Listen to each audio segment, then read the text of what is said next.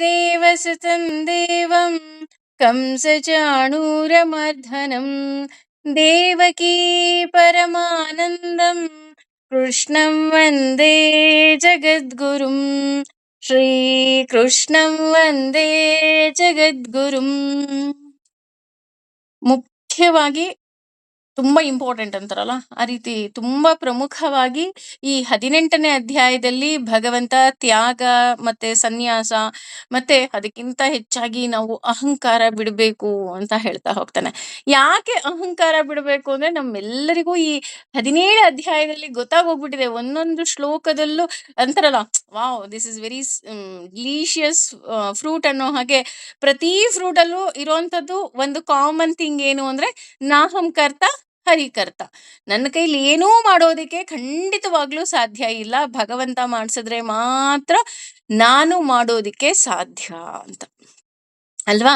ಅದೇ ರೀತಿ ನಾವು ಯಾವುದೇ ಕರ್ಮ ಮಾಡಿದ್ರೂ ಸಹ ಆ ಕರ್ಮದ ಅಂದ್ರೆ ಆ ಒಂದು ಕರ್ಮದ ಹಿಂದೆ ಎಷ್ಟೆಲ್ಲ ಕಾರಣಗಳಿರುತ್ತೆ ಅಂತ ಭಗವಂತ ಹೇಳ್ತಾ ಹೋಗ್ತಾನೆ.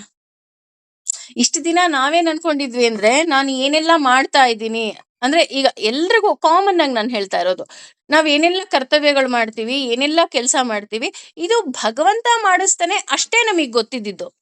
ಆದ್ರೆ ಇವತ್ತಿನ ಈ ಶ್ಲೋಕಗಳಲ್ಲಿ ಆ ಅರ್ಥದಲ್ಲಿ ಹೇಳ್ತಾ ಹೋಗ್ತಾನೆ, ಆ ಒಂದು ಕರ್ಮದ ಹಿಂದೆ ಎಷ್ಟೆಲ್ಲ ಕಾರಣಗಳಿರುತ್ತೆ ಅಂತ ನಿನಗ್ ಗೊತ್ತಾ? ಈಗ ಉದಾಹರಣೆ, ಯಾರೋ ಒಬ್ರು ಪರಿಚಯ ಆಗ್ಬೇಕು, ಯಾರೋ ಒಬ್ರು ನಮ್ಮನ್ನ ಆತ್ಮೀಯತೆಯಿಂದ ನೋಡ್ತಾರೆ, ಅಥವಾ ಯಾರೋ ಒಬ್ರು ನಮಗೆ ಫ್ರೆಂಡ್ ಆಗ್ತಾರೆ, ಯಾರೋ ಒಬ್ರು ನಮ್ಮಿಂದ ದೂರ ಆಗ್ತಾರೆ. ಎಲ್ಲ ಕಾರಣಗಳ ಹಿಂದೆನೂ ಸಹ ತುಂಬಾ ಕಾರಣಗಳಿದೆ ಅಂತ ಭಗವಂತ ಹೇಳ್ತಾ ಹೋಗ್ತಾನೆ. ಸಾಮಾನ್ಯವಾಗಿ ಈ ಆಧ್ಯಾತ್ಮಿಕಕ್ಕೆ ನಮ್ಮ ಜರ್ನಿ ಶುರು ಆದಾಗ ಏನಾಗತ್ತೆ ಅಂತ ಅಂದ್ರೆ, ಕಾಮನ್ ಆಗಿ ಆಗೋದೇನು ಅಂತ ಅಂದ್ರೆ, ಕೆಲವರು ಇದ್ದಕ್ಕಿದ್ದ ಹಾಗೆ ನಮ್ಮ ಜೀವನದಿಂದ ಬಿಟ್ಟು ಹೋಗ್ತಾರ. ನಮ್ಗನ್ನಿಸ್ಬೋದು, ಇದೇನಪ್ಪ ಇದು, ಆಧ್ಯಾತ್ಮಿಕಕ್ಕೆ ಬಂದ್ರೆ ಎಲ್ರು ನನ್ನನ್ನ ಆಕರ್ಷಿತರಾಗ್ಬೇಕು, ಎಲ್ರು ನನ್ ಜೊತೆ ಇರ್ಬೇಕಲ್ವಾ, ಯಾಕೆ ಅವರೆಲ್ಲ ಬಿಟ್ಟು ಹೋಗ್ತಾ ಇದ್ದಾರೆ, ತಪ್ಪಲ್ವಾ ಇದು, ಭಗವಂತ ಅದು ಯಾವ ನ್ಯಾಯವನ್ನ ಒದಗಿಸ್ತಾ ಇದ್ದಾನೆ ಅಂತ ನಮಗ್ ಅನ್ನಿಸ್ಬೋದು. ನೋಡಿ, ಈಗ ಒಬ್ಬ ರೈತ ಒಂದು ಬೆಳೆಯನ್ನ ಬೆಳಿತಾನೆ. ಈಗ ಅವಂದೇ ಆದ ಹೊಲ ಇದೆ, ಗದ್ದೆ ಇದೆ, ಅಲ್ಲಿ ಅವನು ಭತ್ತವನ್ನ ಬೆಳೆದ. ಭತ್ತ ಬೆಳಿಬೇಕಾದ್ರೂ ಏನ್ ಮಾಡ್ತಾನೆ, ಆ ಭತ್ತದ ಗಿಡಕ್ಕೆ ಯಾವುದೇ ರೀತಿಯಾದಂತಹ ತೊಂದರೆ ಆಗಬಾರ್ದು ಅಂತ ಏನ್ ಮಾಡ್ತಾನೆ, ಕಳೆಗಳನ್ನ ಕೀಳ್ತಾ ಬರ್ತಾನೆ. ರೈಟ್. ಆಮೇಲೆ ಲಾಲನೆ ಪೋಷಣೆ ಎಲ್ಲ ಮಾಡ್ತಾನೆ. ಮಾಡಿ ಅದು ತೆನೆ ಬಿಟ್ಟಾಗ, ಅಯ್ಯೋ ಇಷ್ಟ್ ಚೆನ್ನಾಗ್ ತೆನೆ ಬಿಟ್ಟಿದ್ಯಪ್ಪ ಅಂತ ಕೈ ಕೊಟ್ಕೊಂಡು ಕೂತ್ಕೊಂತಾನ? ಇಲ್ಲ, ಕಟಾವು ಮಾಡ್ತಾನೆ. ಅದೇ ಭಗವಂತ ಸಂಹಾರ ಮಾಡಿದ ತಕ್ಷಣ, ಅಯ್ಯೋ ಭಗವಂತ ಸಂಹಾರ ಮಾಡ್ಬೇಟ, ಅಥವಾ ನಮ್ಮ ಜೀವನದಿಂದ ಅವ್ರು ಹೋದ್ರು ಇವ್ರು ಹೋದ್ರು, ಇಲ್ಲ, ಕಟಾವ್ ಮಾಡ್ತಾನೆ. ಸರಿ, ಕಟಾವ್ ಮಾಡ್ದ, ಕಟಾವ್ ಮಾಡಿದ ತಕ್ಷಣ ಆ ಕಟಾವ್ ಹೆಂಗ್ ಮಾಡಿದ್ನೋ ಹಂಗೆ ಮನೆಗ್ ತಗೊಂಡೋಗ್ಬಿಡ್ತಾನ? ಇಲ್ಲ, ಒಂದ್ ಸ್ವಲ್ಪ ದಿನ ಒಣಗಕ್ ಬಿಡ್ತಾನೆ. ಒಣಗಕ್ ಬಿಟ್ಟು ಏನ್ ಮಾಡ್ತಾನ ಅವನು, ಬಡಿತಾನೆ, ಆ ಭತ್ತವನ್ನೆಲ್ಲ ಬಡಿತಾನೆ. ಭತ್ತ ಬಡದ ಮೇಲೆ ಭತ್ತವನ್ನೇ ಸಪರೇಟು, ಹುಲ್ಲನ್ನೇ ಸಪರೇಟ್ ಮಾಡ್ತಾನೆ. ಆ ಭತ್ತವನ್ನ ಅಷ್ಟು ತಗೊಂಡ್ ಹೋಗ್ತಾನ ಅಂದ್ರೆ, ಇಲ್ಲ, ಅಷ್ಟು ತಗೊಂಡ್ ಹೋಗಲ್ಲ ಅವನು. ಏನ್ ಮಾಡ್ತಾನೆ, ಗಾಳಿ ಬರ್ಬೇಕಾರೆ, ಅದು ಸ್ವಲ್ಪ ಜೋರ್ ಗಾಳಿ ಇರ್ಬೇಕು, ಆಗ ಆ ಭತ್ತವನ್ನ ತೂರ್ತಾನೆ. ಭತ್ತವನ್ನ ತೂರ್ದಾಗ ಏನಾಯ್ತು, ಅದರಲ್ಲಿ ಜೊಳ್ಳಿದ್ದೆಲ್ಲ ಹಾರು ಹೋಯ್ತು, ಗಟ್ಟಿ ಇದ್ದ ಅಕ್ಕಿಗಳು ಮಾತ್ರ ಉಳ್ಕೊಳ್ತು. ಅಂತಹ ಅಕ್ಕಿಗಳನ್ನ ಮಾತ್ರ ಅಂದ್ರೆ ಅಂತಹ ಭತ್ತವನ್ನ ಮಾತ್ರ ರೈತ ತನ್ನ ಮನೆಗೆ ತಗೊಂಡು ಹೋಗ್ತಾನೆ. ಕರೆಕ್ಟಾ? ಅದೇ ರೀತಿ ನಾವು ಯಾವಾಗ ಆಧ್ಯಾತ್ಮಿಕಕ್ಕೆ ಬರ್ತೀವೋ, ಈ ಜೊಳ್ಳು ಪೊಳ್ಳು ಎಲ್ಲ ಏನೇನಿರುತ್ತೋ ಅದೆಲ್ಲ ಆಟೋಮೆಟಿಕಲಿ ನಮ್ಮ ಜೀವನದಿಂದ ಹೋಗ್ಬಿಡ್ಲಿ. ಹಾಗಾಗಿ ಏನ್ ಮಾಡ್ತಾನೆ, ಕೆಲವರನ್ನ ನಮ್ಮಿಂದ ದೂರ ಮಾಡ್ತಾ ಹೋಗ್ತಾನೆ. ಇನ್ನು ಕೆಲವರಿಗೆ ಗೊತ್ತಿರುತ್ತೆ, ಇವ್ರಿಗೆ ಇನ್ನೋ ಬೇಕಾಗತ್ತೆ, ಏನೋ ಸಹಾಯ ಇದೆ, ಮತ್ತೊಂದಿದೆ, ಹಿ ನ್ಯೂ ಇಟ್, ಅವನಿಗೆ ಗೊತ್ತಿದೆ, ನಮಗ್ ಗೊತ್ತಿಲ್ಲ. ಯಾಕೆ ಅಂದ್ರೆ ನಮಗ್ ಇನ್ನು ಒಂದು ಸೆಕೆಂಡ್ ಆದ್ರೆ ಏನು ಅಂತ ನಮಗ್ ಗೊತ್ತಿಲ್ಲ. ಈಗ ನಾವ್ ಅನ್ಕೊಂತಾ ಇದೀವಿ ಅಷ್ಟೇ, ನಾವೆಲ್ಲರೂ ಪಾಠ ಕೇಳ್ತಾ ಇದೀವಪ್ಪ, ಹೌದಾ ಅಂತ ನೋಡಂಗಿದ್ರೆ ಅವನ ಆಶೀರ್ವಾದ ಇದ್ರೆ ಅಷ್ಟೇ ಕೇಳೋದಿಕ್ಕೆ ಸಾಧ್ಯವೇ ವಿರಹ, ಇಲ್ಲ ಅಂದ್ರೆ ಕೇಳೋದಿಕ್ಕೆ ಸಾಧ್ಯವೇ ಇಲ್ಲ. ಹಾಗೆ ಈ ಒಂದು ಕರ್ಮಗಳ ಹಿಂದೆ ಹಲವಾರು ಕಾರಣಗಳಿದೆಯಂತೆ. ಆ ಕಾರಣಗಳನ್ನ ಭಗವಂತ ಹೇಳ್ತಾ ಹೋಗ್ತಾನೆ. ಯಾಕೆ ಅಂತಂದ್ರೆ, ನಾನು ಅನ್ನಲ್ಲ, ಇಷ್ಟು ದಿನ ನಾವ್ ಅನ್ಕೊಂಡಿದ್ವಿ ಭಗವಂತ ಮಾಡಿಸ್ತಾ ಇದ್ದಾನೆ ಅಂತ, ಆ ಭಗವಂತ ಮಾಡಿಸೋದಕ್ಕೂ ಹಲವಾರು ಕಾರಣಗಳಿರುತ್ತಂತೆ. ಆ ಕಾರಣಗಳನ್ನ ತುಂಬಾ ಎಳೆ ಎಳೆಯಾಗಿ ಇಂದಿನ ಶ್ಲೋಕದಲ್ಲಿ ಅವನು ವಿವರಣೆಯನ್ನ ಕೊಡ್ತಾ ಹೋಗ್ತಾನೆ. ಯಾಕೆ ಇದನ್ನ ಕೊನೆಗೆ ವಿವರಣೆ ಕೊಡ್ತಾ ಇದ್ದಾನೆ ಅಂತ ಅಂದ್ರೆ, ನಮ್ಗೆ ಇನ್ನಷ್ಟು ಮತ್ತಷ್ಟು ನಮ್ಮನ್ನ ಟ್ಯೂನ್ ಮಾಡೋದಿಕ್ಕೆ. ಹಾಗೇನೆ ಇಲ್ಲಿ ಭಗವಂತ ಹೇಳ್ತಾ ಹೋಗ್ತಾನೆ, ಪಂಚ 5 ಏತಾನಿ ಈ ಮಹಾಬಾಹೋ ಮಹಾಬಾಹುವೆ ಕಾರಣಾನಿ ಕಾರಣಗಳಿಂದ ನಿಬೋಧ ಅಂದ್ರೆ ತಿಳಿದುಕೋ, ಮೇ ನನ್ನಿಂದ, ಸಾಂಖ್ಯೆ ವೇದಾಂತದ, ಕೃತ ಅಂತ ಸಿದ್ಧಾಂತದಲ್ಲಿ, ಪ್ರೋಕ್ತಾನಿ ಹೇಳಲ್ಪಟ್ಟಿದೆ, ಸಿದ್ಧಯೇ ಸಿದ್ಧವಾಗಿ, ಸರ್ವ ಎಲ್ಲ, ಕರ್ಮ ಕರ್ಮಣಾಂ ಕರ್ಮಗಳ. ಅಂದ್ರೆ ಇಲ್ಲಿ ಮಹಾಬಾಹು ಅಂತ ಸಂಬೋಧನೆ ಮಾಡ್ತಾ ಇರೋದು ಅರ್ಜುನನಿಗೆ. ಅಂದ್ರೆ ಯಾಕೆ ಅಂತ ಅಂದ್ರೆ, ಒಂದು ಅವನು ಕ್ಷತ್ರಿಯ, ಇನ್ನೊಂದು ಅವನು ಕ್ಷತ್ರಿಯನಾಗಿರೋದ್ರಿಂದ ಅವನು ಯುದ್ಧವನ್ನ ಮಾಡಲೇಬೇಕು. ನೀನ್ ಯುದ್ಧ ಮಾಡ್ಬೇಕು, ದಟ್ ಈಸ್ ಯುವರ್ ಡ್ಯೂಟಿ. ಈಗ ಆಲ್ರೆಡಿ ನಾವು ತಿಳ್ಕೊಂಡ್ಬಿಟ್ಟಿದೀವಿ, ನಮ್ಮ ವರ್ಣಕ್ಕೆ ನಮ್ಮ ಆಶ್ರಮಕ್ಕೆ ಯಾವ ಕೆಲಸ ಬಂದಿದೆಯೋ ಆ ಕೆಲಸವನ್ನ ನಾವು ಮಾಡ್ಲೇಬೇಕು. ಅದರಿಂದ ನಾನು ವಿಮುಖರಾಗೋದಿಕ್ಕೆ ಸಾಧ್ಯವೇ ಇಲ್ಲ.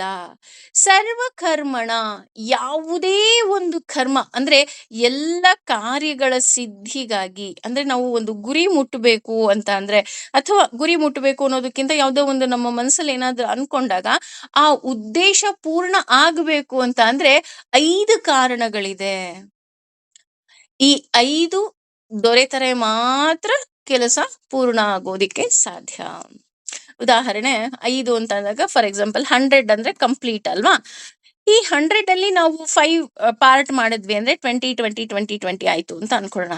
ಇದರಲ್ಲಿ ಒಂದೇ ಒಂದು ಕಾರಣ ಸಿಕ್ಲಿಲ್ಲ ಅಂತ ಅಂದ್ರೂ ಸಹ ಅದು ಕಂಪ್ಲೀಟ್ ಆಗೋದಿಲ್ಲ. 40 60 80 ಇಷ್ಟೇ ಆಗೋದು. 100 ಆಗ್ಬೇಕು ಅಂದ್ರೆ ಈ 5 ಕಾರಣಗಳು ಬೇಕಾಗತ್ತೆ. ಹಾಗಿದ್ರೆ ಈ 5 ಕಾರಣಗಳಿಂದ ದೊರೆತರೆ ಮಾತ್ರ ಈ ಕೆಲಸ ಪೂರ್ಣ ಆಗೋದಿಕ್ಕೆ ಸಾಧ್ಯ. ಅದೆಲ್ಲಿದೆ ಹಾಗಿದೆ? ನೀನ್ ಎಲ್ಲಿ ಹೇಳಿದ್ಯಾ ಅದನ್ನ?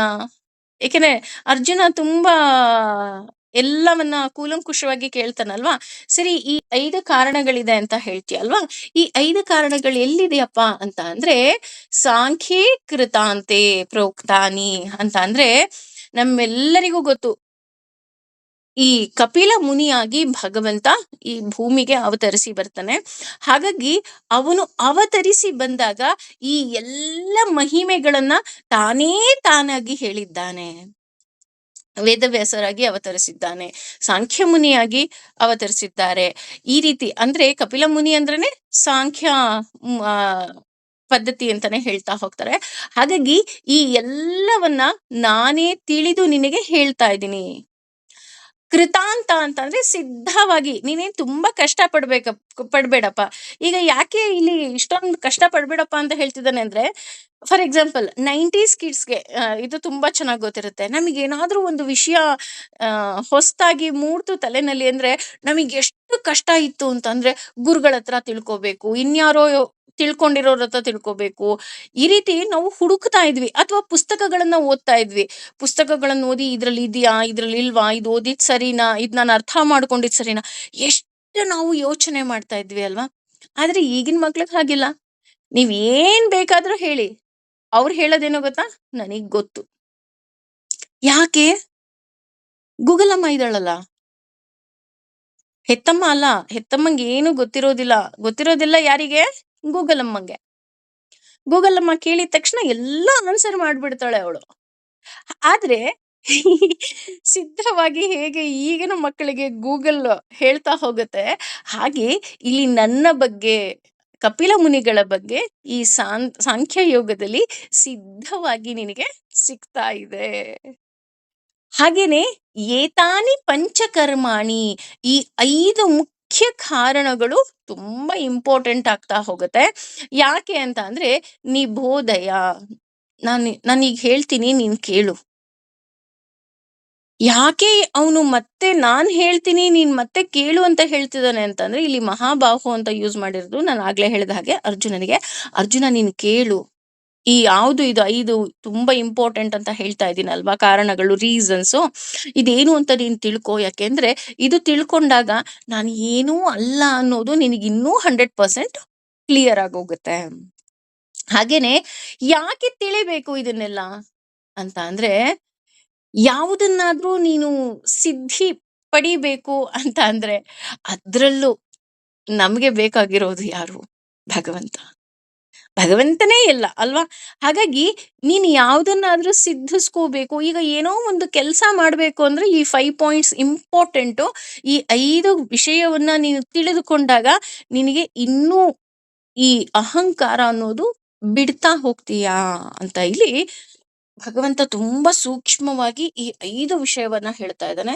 ಇದು ಹೆಚ್ಚು ಕಮ್ಮಿ ಭಗವದ್ಗೀತೆಯ ಹೈಲೈಟ್ ಅಂತ ಅಂದ್ರೆ ಖಂಡಿತವಾಗ್ಲೂ ತಪ್ಪಾಗೋದಿಲ್ಲ. ಯಾವ್ದಪ್ಪ ಆ 5 ಅಂತ ಅಂದ್ರೆ, ಅಧಿಷ್ಠಾನಂ ಸ್ಥಳವು, ತಥಾ ಕೂಡ, ಕರ್ತ ಕರ್ತನು, ಕರಣಂ ಸಾಧನೆಗಳು, ಚ ಮತ್ತು ಪೃಥಗ್ವಿಧಂ ಭಿನ್ನ ಬಗೆಯ, ವಿವಿಧ ವಿವಿಧವಾದ, ಚ ಮತ್ತು ಪೃಥಕ್ ಪ್ರತ್ಯೇಕ, ಚೇಷ್ಟ ಪ್ರಯತ್ನಗಳು, ದೈವಂ ಪರಮಾತ್ಮನು, ಛ ಕೂಡ, ಏವ ಖಂಡಿತವಾಗಿಯೂ, ಅತ್ರ ಇಲ್ಲಿ, ಪಂಚಮಂ 5ನೆಯದು.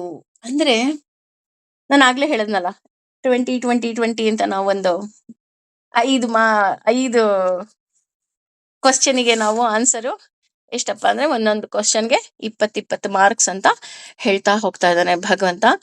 ಅದರಲ್ಲಿ ತುಂಬಾ ಇಂಪಾರ್ಟೆಂಟ್ ಯಾವುದು ಅಂದ್ರೆ, ಈಗ ಯಾವುದೋ ಒಂದು ಕೆಲಸ ಆಗ್ಬೇಕು, ಯಾವುದೋ ಒಂದು ಸಿದ್ಧಿ ಆಗ್ಬೇಕು, ಅಥವಾ ನಾನೇ ಮಾಡ್ತಾ ಇದ್ದೀನಿ ಅಂತ ನಾವು ಅಹಂಕಾರ ಪಡ್ತಿದೀವಲ್ಲ, ಈ ಎಲ್ಲ ಕಾರ್ಯಗಳು ಯಶಸ್ವಿಯಾಗೋದಿಕ್ಕೆ, ಪೂರ್ಣ ಆಗೋದಿಕ್ಕೆ, ಗುರಿಯನ್ನ ತಲುಪೋದಿಕ್ಕೆ, ನಮ್ಮ ಉದ್ದೇಶ ಪೂರ್ಣ ಆಗೋದಿಕ್ಕೂ ಸಹ ಈ 5 ಮುಖ್ಯ ಕಾರಣಗಳು.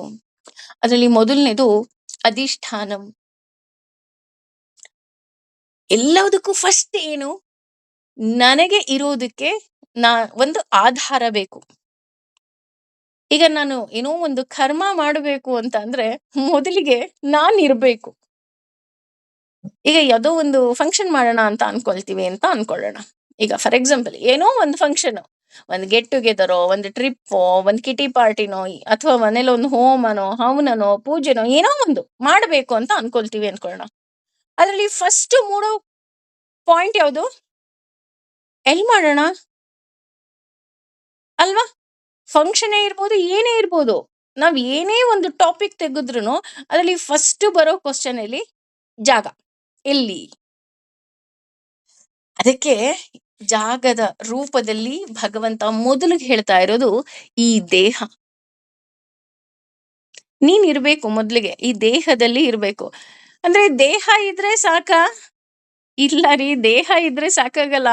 ದೇಹದಲ್ಲಿ ನೀನು ಬದುಕಿರ್ಬೇಕು. ಯಾವುದೇ ಒಂದು ಕರ್ಮವನ್ನ, ಈಗ ಫಾರ್ ಎಕ್ಸಾಂಪಲ್ ಆಸ್ ಎ ಸೌಮ್ಯ, ನಾನು ಏನೋ ಒಂದು ಕೆಲಸ ಮಾಡ್ತಾ ಇದ್ದೀನಿ, ಏನೋ ಒಂದು ಕೆಲಸ ಮಾಡಬೇಕು ಅನ್ಕೊಂಡಿದ್ದೀನಿ ಅಂತ ಅಂದ್ರೆ ಮೊದಲನೇದಾಗಿ ಈ ದೇಹದಲ್ಲಿ ಭಗವಂತ ಸ್ವರೂಪಿ ಇದ್ರೆ ಮಾತ್ರ ನನಗೆ, ಅಂದ್ರೆ ಈ ಸೌಮ್ಯಳಿಗೆ ಕೆಲಸವನ್ನ ಮಾಡೋದಿಕ್ಕೆ ಸಾಧ್ಯ. ಎಲ್ಲಿ ಮಾಡೋದು ಅಂತ ನಾವು ಕೇಳ್ತೀವಲ್ಲ, ಆ ಎಲ್ಲಿ ಮಾಡೋದಿಕ್ಕೆ ಮುಖ್ಯ ಏನು? ಈ ದೇಹ. ದೇಹ ಇರ್ಬೇಕು, ಬದುಕಿರ್ಬೇಕು. ನಾನು ಬದುಕಿದ್ದಾಗ ನಾನು ಈ ಕರ್ಮವನ್ನ ಮಾಡೋದಿಕ್ಕೆ ಸಾಧ್ಯ. ಕರ್ಮ ಇಸ್ ನಥಿಂಗ್ ಬಟ್ ಕೆಲಸ. ಇವತ್ತು ಎದ್ದು ಅಡ್ಗೆ ಮಾಡ್ಬೇಕು ಅಂದ್ರೂ ಈ ದೇಹ ಇರ್ಬೇಕು, ಈ ದೇಹದಲ್ಲಿ ಭಗವಂತ ಇರ್ಲೇಬೇಕು ಅಲ್ವಾ? ಹಾಗಾಗಿ ಫಸ್ಟ್ ಈ ದೇಹ. ತಥಾ ಕರ್ತ, ಹಾಗೆಯೇ ಈ ದೇಹದ ಜೊತೆ ಯಾರ್ ಮಾಡೋದು? ಹೋಮ ಮಾಡೋಣ, ಪೂಜೆ ಮಾಡೋಣ, ಅಥವಾ ಟ್ರಿಪ್ ಹೋಗೋಣ, ಯಾರು ಆರ್ಗನೈಸ್ ಮಾಡ್ತಾರೆ? ದುಡ್ಡೇನೋ ಎಲ್ರೂ ಕೊಡ್ತಾರಪ್ಪ, ಓಕೆ, ನಾವಿಲ್ಲ ಅಂತ ಹೇಳ್ತಾ ಇಲ್ಲ. ಆರ್ಗನೈಸರ್ ಯಾರು? ಮೇನ್ ಪಾರ್ಟಿ ಯಾರು? ಈಗ ಮನೇಲಿ ಒಂದು ಸತ್ಯನಾರಾಯಣ ಸ್ವಾಮಿ ಪೂಜೆ ಮಾಡ್ತೀವಿ ಅಂತ ಅಂದ್ರೆ ಯಾರು ಕೂತ್ಕೊಳ್ತಾರೆ? ಒಂದ್ ಗೃಹ ಪ್ರವೇಶ ಮಾಡ್ಬೇಕು, ಯಾರು ಪೂಜೆ ಕೂತ್ಕೊಳ್ತಾರೆ? ಮದ್ವೆ ಮಾಡ್ಬೇಕು, ಯಾರು ಕನ್ಯಾದಾನ ಮಾಡ್ತಾರೆ? ವರನ ಪರವಾಗಿ ಯಾರು ಕೂತ್ಕೊಳ್ತಾರೆ? ವಧುವಿನ ಪರವಾಗಿ ಯಾರು ಕೂತ್ಕೊಳ್ತಾರೆ? ಅಲ್ವಾ?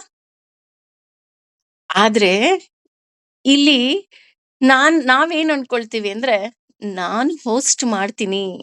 ನಾನೇ ಕರ್ತ ಆಗ್ತೀನಿ. ಒಳ್ಳೆ ಕೆಲ್ಸ ಇರಬಹುದು, ಕೆಟ್ಟ ಕೆಲ್ಸ ಇರ್ಬಹುದು. ಅಂದ್ರೆ ಕೆಟ್ಟ ಕೆಲ್ಸ ಈಸ್ ನಥಿಂಗ್ ಬಟ್ ಅಶುಭ ಕಾರ್ಯಗಳು ಅಂತ ನಾವೇನು ಸೋ ಕಾಲ್ಡ್ ಕರಿತೀವಿ ಅದು. ಶುಭ ಕಾರ್ಯ ಇರಬಹುದು, ಅಶುಭ ಕಾರ್ಯ ಇರಬಹುದು. ಈಗ ಫಾರ್ ಎಕ್ಸಾಂಪಲ್ ಶುಭ ಕಾರ್ಯಕ್ಕೆ ನಾನು ಆಗ್ಲೇ ಹೇಳಿದ ಹಾಗೆ ಯಾರೋ ಒಬ್ರು ಕನ್ಯಾದಾನ ಯಾರು ಮಾಡ್ತಾರೆ, ಗೃಹ ಪ್ರವೇಶಕ್ಕೆ ಯಾರು ಕೂತ್ಕೊಳ್ತಾರೆ, ಪೂಜೆಗೆ ಯಾರು ಕೂತ್ಕೊಂತಾರೆ, ಹೋಮ ಹವನಕ್ಕೆ ಯಾರು ಕೂತ್ಕೊಳ್ತಾರೆ ಅಂತ ಯೋಚನೆ ಮಾಡೋ ಹಾಗೆ, ಸಪೋಸ್ ಮನೇಲಿ ಏನಾದ್ರು ಅಶುಭ ಆಯ್ತು ಅಂತ ಅಂದ್ರೂ ಫಸ್ಟ್ ಬರೋ ಕ್ವಶನ್, ಯಾರು ಕರ್ತರು, ಯಾರು ಇದನ್ನೆಲ್ಲ ಮಾಡ್ತಾರೆ, ಮುಂದಿನ 11 ದಿನ ಯಾರು ಕೆಲಸ ಮಾಡ್ತಾರೆ ಇದನ್ನ. ಅದ್ರಲ್ಲೂ ಮುಖ್ಯವಾಗಿ ಬರೀ ಹೆಣ್ಮಕ್ಳು ಇರ್ತಾರೆ ಅಂತ ಅನ್ಕೊಳ್ಳೋಣ. ಆ ಹೆಣ್ಮಕ್ಳು ಇರೋ ತಂದೆ ತಾಯಿಗೆ ಫಸ್ಟ್ ಬರೋ ಥಾಟ್, ನೆಕ್ಸ್ಟ್ ಯಾರು ಮಾಡ್ತಾರೆ. ಎಷ್ಟೋ ಬಾರಿ ಏನಾಗತ್ತೆ, ಅಳಿಯ ಮಗನ ಸ್ಥಾನದಲ್ಲಿದ್ರೂ ಸಹ ಆ ಕಾರ್ಯ ಅವ್ರು ಮಾಡೋದಿಕ್ಕಾಗೋದಿಲ್ಲ. ಯಾಕೆಂದ್ರೆ ಅವ್ರ ತಂದೆ ತಾಯಿ ಇರ್ತಾರೆ, ಹಾಗಾಗಿ ಮಾಡೋದಿಕ್ಕಾಗೋದಿಲ್ಲ. ಹಾಗಿದ್ರೆ ಯಾರು ಮಾಡ್ತಾರ ಆ ಕಾರ್ಯ ಎಲ್ಲ.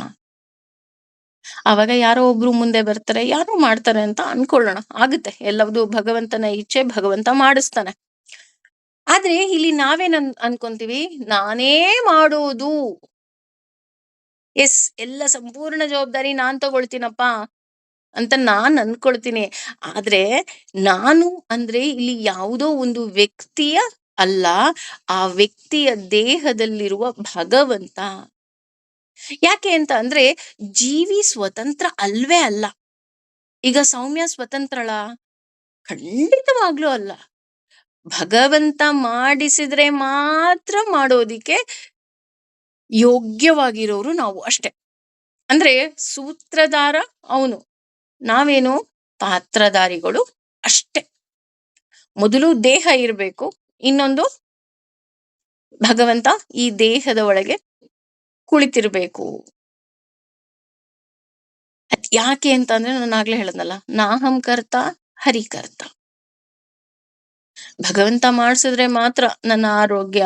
ಈಗ ನಾನು ಅನ್ಕೋಬಹುದು ನಾನೇ ಮಾಡ್ತೀನಿ ಅಂತ, ಆಮೇಲೆ ಯಾರೋ ಒಬ್ರು ಹೇಳ್ತಾರೆ, ಅಯ್ಯೋ ನಿನಗೆ ಕೈ ಕಾಲ್ ನೋವು ಕಣಮ್ಮ, ನಿನಗೆ ಅಷ್ಟೊತ್ತರ್ಗು ಎಲ್ಲಿ ಹೋಮಕ್ ಕೂತ್ಕೊಳಕ್ ಆಗತ್ತೆ, ನೀನ್ ಬಾ, ನೀನ್ ಎಲ್ಲೋ ಒಂದ್ ಕಡೆ ಕೂತ್ಕೋ ಆರಾಮಾಗಿ, ನೀನ್ ಯಾಕೆ ಯೋಚನೆ ಮಾಡ್ತೀಯ ಅಲ್ವಾ. ನೋಡಿ, ನಮಗೆ ಮಾಡ್ಬೇಕು ಅಂತ ಆಸೆ ಇದ್ರೂ ಸಹ ನಮಗೆ ಎಲ್ಲಾ ಕಾರ್ಯಗಳು ನಾನೇ ಮಾಡ್ತೀನಿ ಅನ್ನೋದು ಮೂರ್ಖತನ. ಯಾಕೆ ಅಂತಂದ್ರೆ ಭಗವಂತ ಮಾಡಿಸಿದಾಗ ಮಾತ್ರ ಮಾಡೋದಿಕ್ಕೆ ಸಾಧ್ಯ. ಮೊದಲನೇದು ಜಾಗ, ಇನ್ನೊಂದು ಕರ್ತ, ಮೂರನೇದು ಇನ್ನೂ ಇಂಪಾರ್ಟೆಂಟು. ಏನಪ್ಪಾ ಅದು ತುಂಬಾ ಇಂಪಾರ್ಟೆಂಟು ಅಂತ ಅಂದ್ರೆ, ತುಂಬಾ ಸುಂದರವಾಗಿ ಹೇಳ್ತಾನೆ, ಕರಣಂಚ ಪೃಥಗ್ ವಿಧಂ. ಅಂದ್ರೆ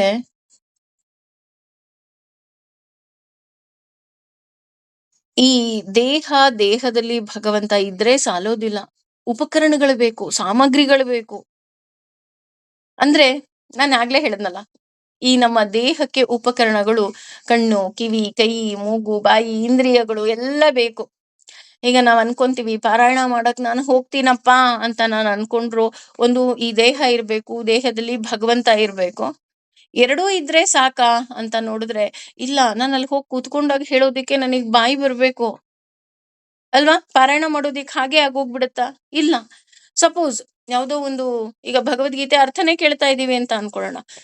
ಭಗವದ್ಗೀತೆ ಅರ್ಥ ಕೇಳ್ಬೇಕಂದ್ರೂ ಕಿವಿ ಇರ್ಬೇಕು, ಮನಸ್ಸಿರ್ಬೇಕು.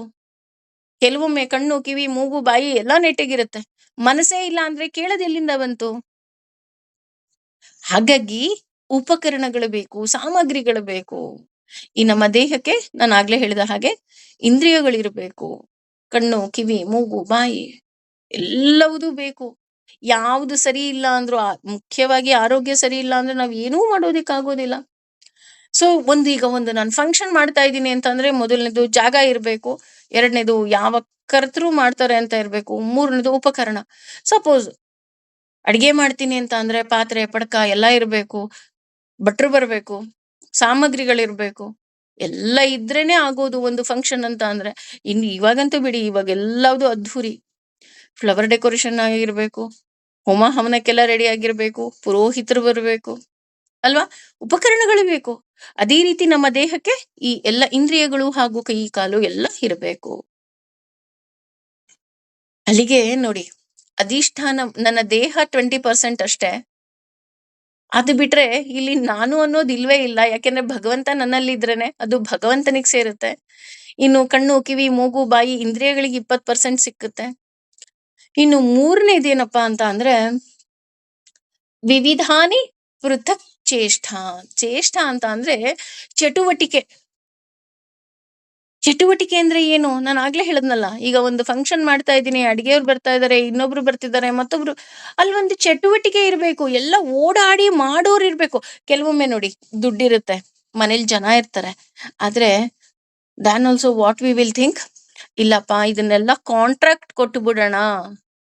ಯಾಕೆ ಕಾಂಟ್ರಾಕ್ಟ್ ಕೊಡ್ತಾ ಇದ್ದೀರಾ? ಮನೇಲಿ ಅಷ್ಟೊಂದ್ ಜನ ಇದ್ದಾರೆ, ಅಯ್ಯೋ 5 ಜನ ಅಣ್ಣಂದ್ರು, 10 ಜನ ಅಕ್ಕ ತಂಗಿರು ಎಲ್ಲಾ ಇದೀವಿ. ಏ, ಎಲ್ಲ ಇದ್ರು ಯಾರು ಓಡಾಡೋರಿಲ್ಲಪ್ಪ, ಅಲ್ವಾ? ನಾನು ನನ್ ಗಂಡ ಇಬ್ರು ಹಸೆಮಣೆ ಮೇಲೆ ಕೂತ್ಕೊಂಡ್ಬಿಟ್ಟಿರ್ತೀವಿ, ಯಾರು ಓಡಾಡೋರಿಲ್ಲ. ಹಾಗಾಗಿ ಬಂದೋರ್ಗೆ ಏನೂ ತೊಂದ್ರೆ ಆಗ್ಬಾರ್ದು, ನಾನು ಇದನ್ನ ಕಾಂಟ್ರಾಕ್ಟ್ ಕೊಟ್ಬಿಡ್ತೀನಿ ಅಂತ ಇವಾಗೆಲ್ಲ ಕಾಂಟ್ರಾಕ್ಟ್ ಕೊಡೋದುಂಟು. ಕೊನೆಗೆ ಅರಿಶಿನ ಕುಂಕುಮನು ಕಾಂಟ್ರಾಕ್ಟೇ. ಅದೇ ರೀತಿ ಈಗ ನನ್ನ ದೇಹ ಅಂತ ತೆಗೆದುಕೊಂಡ್ರೆ ಚಟುವಟಿಕೆಯಿಂದ ಇರಬೇಕು. ಅಂದ್ರೆ ಭಗವದ್ಗೀತೆ ಕೇಳ್ತಾ ಇದ್ದೀನಿ, ಹೇಳ್ತಾ ಇದ್ದೀವಿ ಅಂತ ಅಂದ್ರೆ ನನ್ನ ಕಣ್ಣು ಪುಸ್ತಕವನ್ನ ನೋಡ್ಬೇಕು, ನನ್ನ ಕಿವಿ ನಾನು ಏನ್ ಹೇಳ್ತಾ ಇದ್ದೀನಿ ಅದು ಸರಿಯಾಗಿದ್ಯಾ ಅಥವಾ ಬಾಯಿ ಹೇಳಬೇಕು. ಅದಕ್ಕಿಂತ ಹೆಚ್ಚಾಗಿ ನಾನು ಹೇಳ್ಬೇಕಾದ್ರೆ ನನ್ನ ಮನಸ್ಸು ಭಗವಂತನ ಪಾದದಲ್ಲಿ ಇದ್ರೆ ಮಾತ್ರ ಹೇಳೋದಿಕ್ಕೆ ಸಾಧ್ಯ. ಇಲ್ಲ ಅಂದ್ರೆ ಹೇಳಕ್ ಖಂಡಿತವಾಗ್ಲೂ ಆಗೋದಿಲ್ಲ. ಹಾಗೇನೆ ಐದನೇದು, ಹಾಗಿದ್ರೆ ಸರಿಯಪ್ಪ, ಅಧಿಷ್ಠಾನಂ ದೇಹ ಇರ್ಬೇಕು, ದೇಹದಲ್ಲಿ ಭಗವಂತ ಇರ್ಬೇಕು, ಅದ್ರ ಜೊತೆ ಸಾಮಗ್ರಿಗಳು ಬೇಕು, ಅದ್ರ ನಂತರ ಚಟುವಟಿಕೆ ಬೇಕು. ಇದೆಲ್ಲ ಇದ್ರೆ ಆಗೋಗ್ಬಿಡತ್ತಾ? ಇದೆಲ್ಲ ಇದ್ರೆ ಆಗಲ್ಲ ರೀ. ಐದನೇದು ಅದಕ್ಕಿಂತ ಮುಖ್ಯ. ಏನಪ್ಪಾ ಐದನೇದು ಅಂತ ಅಂದ್ರೆ ದೈವಂ ಚೈವವ ಪಾತ್ರ. ಅಂದ್ರೆ ತುಂಬಾ ಮುಖ್ಯ, ಭಗವಂತ ಇರ್ಬೇಕು, ಭಗವಂತನ ಆಶೀರ್ವಾದ ಇರ್ಬೇಕು. ಈ ವಿಷಯದಲ್ಲಿ ತುಂಬಾ ಮುಖ್ಯ ಅಂದ್ರೆ ದೇವರೇ ಇಂಪಾರ್ಟೆಂಟ್. ಅವನಿಲ್ಲ ಅಂದ್ರೆ ಏನು ಸಾಧ್ಯ ಇಲ್ಲ. ಫಾರ್ ಎಕ್ಸಾಂಪಲ್, ಅಡಿಗೆಯವರು ಬಂದ್ರು, ಅಡಿಗೆ ಮಾಡ್ತಾ ಇದ್ದಾರೆ, ಫ್ಲವರ್ ಡೆಕೋರೇಷನ್ ಅವ್ರು ಬಂದ್ರು, ಫ್ಲವರ್ ಡೆಕೋರೇಷನ್ ಆಗ್ತಾ ಇದೆ, ಗಂಡ್ ರೆಡಿ, ಹೆಣ್ ರೆಡಿ, ಎಲ್ಲ ಫಂಕ್ಷನ್ ಎಲ್ಲ ಬಂತು. ಫಂಕ್ಷನ್ ನಿರ್ವಿಘ್ನವಾಗಿ ನೆರವೇರ್ತಾ? ಇಲ್ಲ ಕಣ್ರಿ, ಆಗ್ಲಿಲ್ಲ ಫಂಕ್ಷನ್. ಯಾಕಾಗ್ಲಿಲ್ಲ? ಯಾರೋ ಅವ್ರ ಕಡೆಯವ್ರು ಯಾರೋ ಹೋಗ್ಬಿಟ್ರಂತೆ. ಎಷ್ಟೋ ಮದ್ವೆಗಳು ನೋಡ್ತೀವಿ ನಾವು, ಕೆಲವೊಮ್ಮೆ ಗಂಡು ಹೆಣ್ಣುಗಳೇ ಮೃತರಾಗೋಗ್ಬಿಡ್ತಾರೆ, ಅಲ್ವಾ? ಅಷ್ಟೇ ಅಲ್ಲ, ಈಗ ಅಡಿಗೆ ಮಾಡ್ತಾ ಇದ್ದಾನೆ, ಅಡಿಗೆ ಬೆಟ ತುಂಬಾ ಏನೇನ್ ನಾವು ಸಾಮಗ್ರಿ ಹಾಕಿದೀವೋ ಎಲ್ಲ ಸಾಮಗ್ರಿ ಹಾಕೇ ಮಾಡದ್ನಪ್ಪ. ಆದ್ರೆ ಭಗವಂತನ ದಯೆ ಇಲ್ದೆ ಅಡುಗೆ ರುಚಿನೇ ಇಲ್ಲ ಅಂದ್ರೆ ಪ್ರಯೋಜನ ಏನ್ ಬಂತು? ಆಗ ನಾವೇನಂತೀವಿ, ಅಯ್ಯೋ 2 kg ತುಪ್ಪ, 4 kg ದ್ರಾಕ್ಷಿ ಗೋಡಂಬಿ ಎಲ್ಲಾ ಕೊಟ್ಟಿದ್ವಿ ಕಣ್ರಿ, ಎಲ್ಲ ಹಾಕಿದಾರೆ, ಬರೀ ಕಾಸ್ಟ್ಲಿ ಫುಡ್ಡೇ, ಆದ್ರೆ ಟೇಸ್ಟೇ ಇಲ್ಲ. ನಾನ್ ನಿನ್ನೆ ಮನೆಯಲ್ಲಿ ಉಪ್ಪಿಟ್ಟು ಮಾಡಿದ್ನಲ್ಲ, ಅದು ಎಷ್ಟು ಚೆನ್ನಾಗಿತ್ತು ಗೊತ್ತಾ? ಯಾಕಿಲ್ಲಿ ನಮ್ಮ ಅಡಿಗೆಯಲ್ಲಿ ರುಚಿ ಬರುತ್ತೆ ಅಂತ ಅಂದ್ರೆ ಭಗವಂತನ ದಯೆ ಇದ್ರೆ ಮಾತ್ರ ಅಡಿಗೆಗೆ ರುಚಿ ಬರೋದು. ನಮ್ಮೆಲ್ಲರಿಗೂ ಗೊತ್ತು, ಪುರಿ ಜಗನ್ನಾಥದಲ್ಲಿ ಮಡಿಕೆಯ ಮೇಲೆ ಮಡಿಕೆ ಇಟ್ಟು ಅಡಿಗೆ ಮಾಡ್ತಾರಂತೆ. ಆದರೆ ವಿಶೇಷ ಏನು ಅಂತ ಅಂದ್ರೆ ಮೇಲಿನ ಮಡಿಕೆ ಮೊದ್ಲು ಬೇಯುತ್ತಂತೆ, ಕೆಳಗಿನ ಮಡಿಕೆ ಕೊನೆಯಲ್ಲಿ ಬೇಯುತ್ತಂತೆ.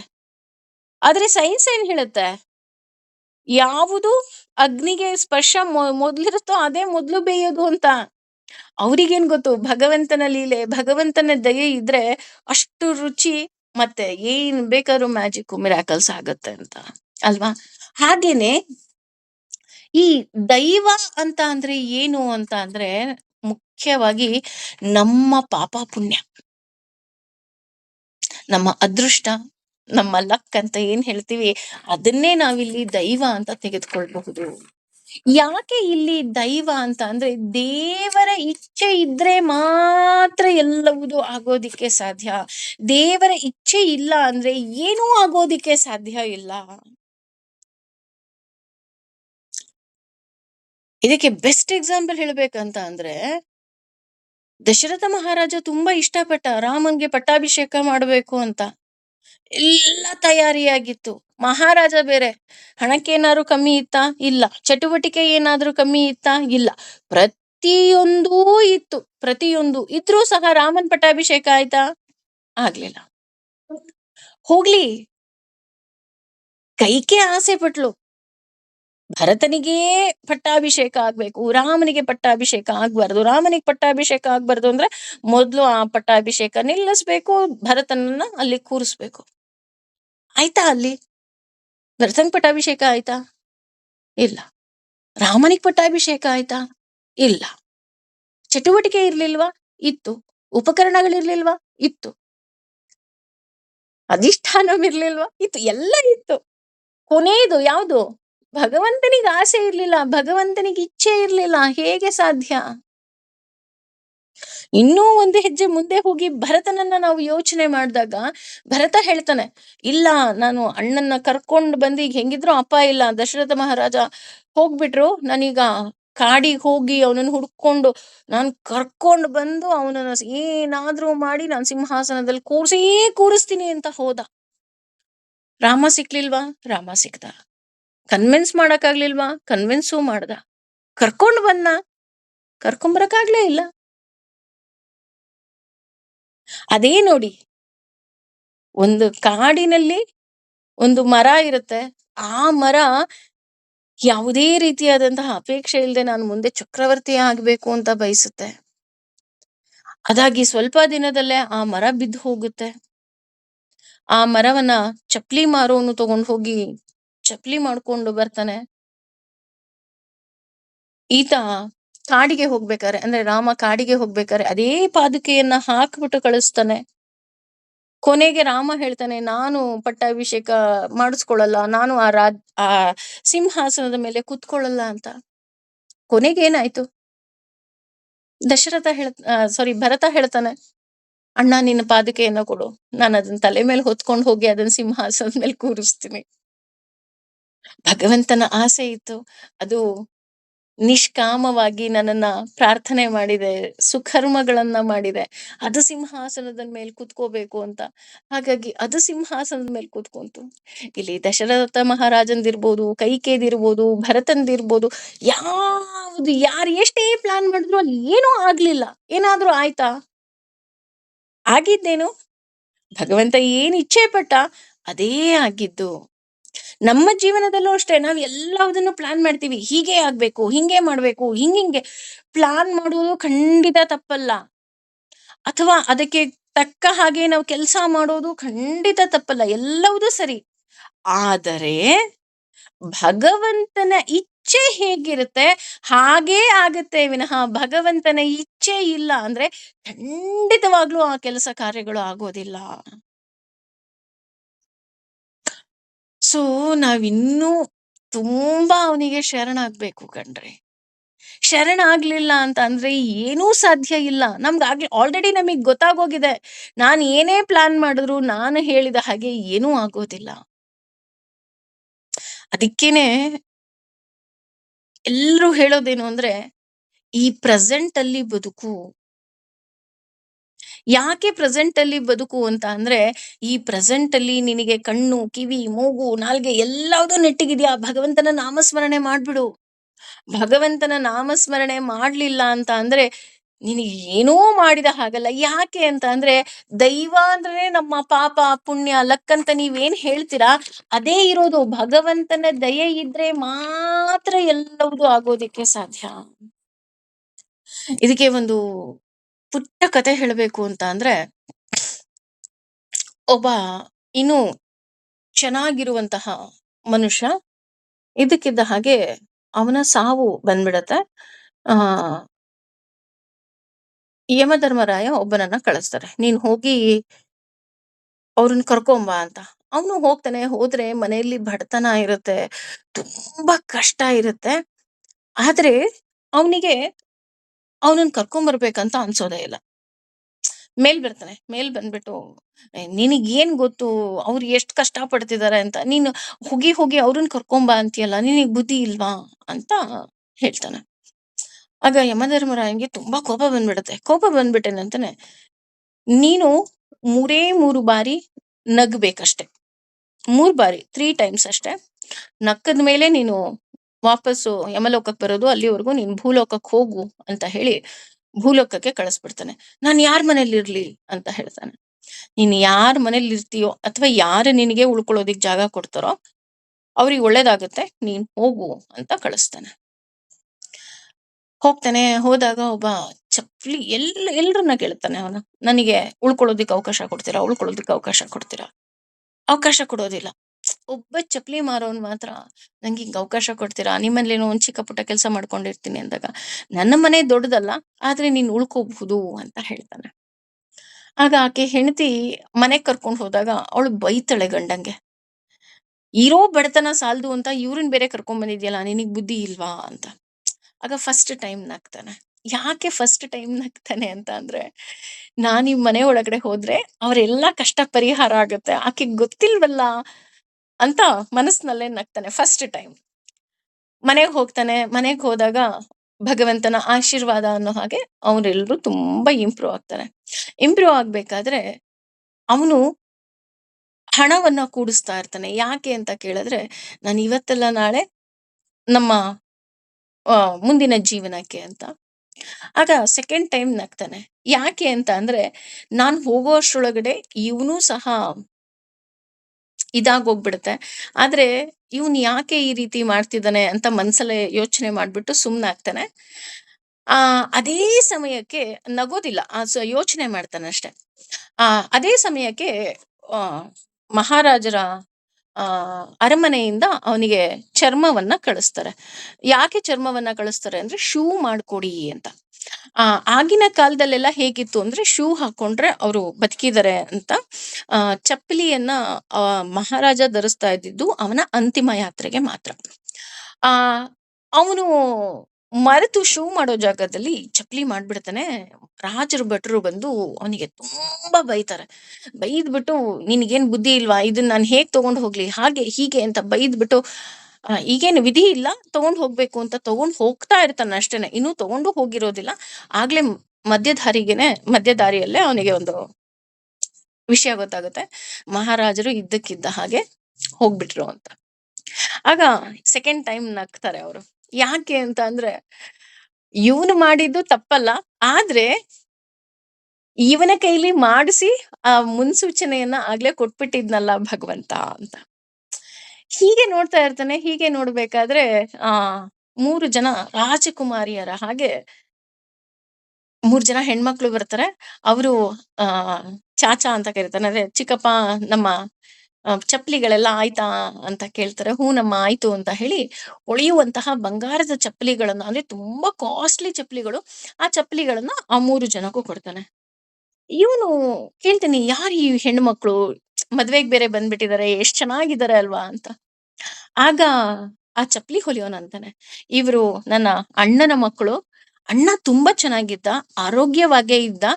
ಏನಾಯ್ತು ಅಂತ ಗೊತ್ತಿಲ್ಲ. ಇದ್ದಕ್ಕಿದ್ದ ಹಾಗೆ ಒಂದು ದಿನ ಹೋಗ್ಬಿಟ್ಟ. ಆದ್ರೆ ಈ 3 ಜನ ಹೆಣ್ಣು ಮಕ್ಕಳನ್ನ ಈ ರಾಜ್ಯದ ತುಂಬಾ ಶ್ರೀಮಂತರು ದತ್ತು ತಗೊಂಡ್ರು. ಈ ಹೆಣ್ಣು ಮಕ್ಕಳು ರಾಜಕುಮಾರಿಯ ಹಾಗೆ ಇದ್ದಾರೆ. ಅದೇ ಅಣ್ಣ ಬದುಕಿದ್ರೆ ಬಹುಶಃ ಈ ರಾಜಕುಮಾರಿಯರು, ಅಂದ್ರೆ ರಾಜಕುಮಾರಿ ಹಾಗೆ ಇರೋದಿಕ್ ಸಾಧ್ಯನೇ ಇರ್ಲಿಲ್ಲ. ಬಡತನದಲ್ಲಿ ಬೇಯ್ತಾ ಇದ್ರು" ಅಂತ. ಆಗ ಅವನಿಗೆ ಇನ್ನು ತಡ್ಕೊಳ್ಳೋದಿಕ್ಕಾಗೋದಿಲ್ಲ. 3ನೇ ಸಲ ತುಂಬಾ ಜೋರಾಗಿ ನಕ್ಕು ಬಿಡ್ತಾನೆ.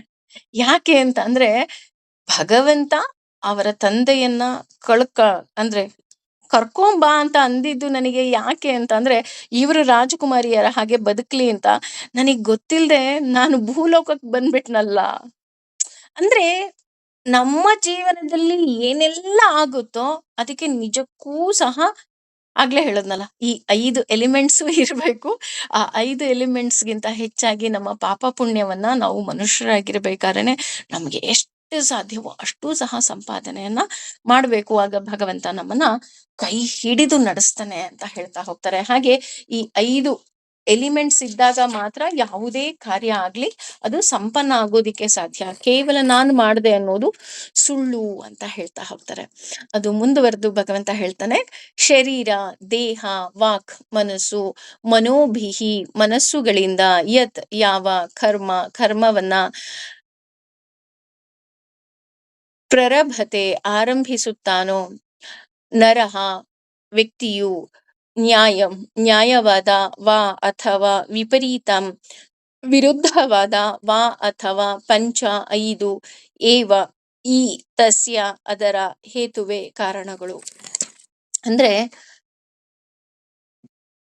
ಈ ಎಲ್ಲ ಒಂದು ಕಾರ್ಯಗಳು ಆಗಬೇಕು ಅಂತ ಅಂದ್ರೆ ಒಬ್ಬ ಮನುಷ್ಯನು ಮನುಷ್ಯನಾಗಿ ಹುಟ್ಟಿ ಬಂದಿರೋದೇ ಕರ್ಮಗಳನ್ನ ಮಾಡೋದಿಕ್ಕೆ. ನಾನು ಆಗ್ಲೇ ಹೇಳಿದ್ನಲ್ಲ, ದೈವ ಅಂತ ಅಂದ್ರೆ ನಮ್ಮ ಪಾಪ ಪುಣ್ಯ, ನಮ್ಮ ಲಕ್ ಅಂತ ಏನ್ ಹೇಳ್ತಾ ಹೋಗ್ತೀವಿ. ಈ ಪಾಪ ಪುಣ್ಯವನ್ನ ಸಂಪಾದನೆ ಮಾಡಕ್ಕೆ ಬಂದಿರೋನೇ ನರಹ. ನೀವ್ ಅನ್ಬೋದು, ಹಾಗಿದ್ರೆ ಪ್ರಾಣಿಗಳು, ಪಕ್ಷಿಗಳು ಇದೆಲ್ಲ ಏನು ಮಾಡಿಲ್ವಾ ಅಂತ ಅಂದ್ರೆ ಇದೆಲ್ಲ ಯಾವುದಕ್ಕೂ ಸಂಬಂಧನೇ ಇಲ್ಲ. ಮನುಷ್ಯನಿಗೆ ಮಾತ್ರ ಪಾಪ ಪುಣ್ಯದ ಲೇಪಗಳು ಅಷ್ಟೇ. ಹಾಗಾಗಿ ನಾವೀಗ ಮನುಷ್ಯರಾಗಿ ಬಂದಿದೀವಿ ಅಂತ ಅಂದ್ರೆ ನಾವು ಈ ಪಾಪ ಪುಣ್ಯಗಳನ್ನ ಸಂಪಾದನೆ ಮಾಡೇ ಮಾಡ್ತೀವಿ. ಯಾವ್ದ್ರಿಂದ? ನಮ್ಮ ಕರ್ಮಗಳಿಂದ.